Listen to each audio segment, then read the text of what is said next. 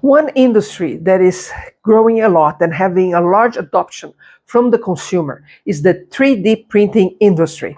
You know, from the toys that you can see here on TikTok to much more interesting products that have a major utility, right?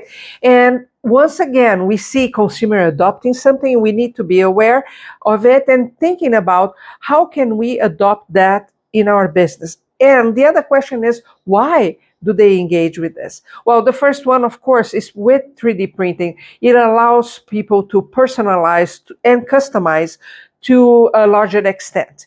The other thing is that if I'm a creative person and I like to design things, I can print them right at my home. In fact, 3D printing, 3D printers is the number one gift for this year during Christmas, right? So that tells you something. And it is all ages.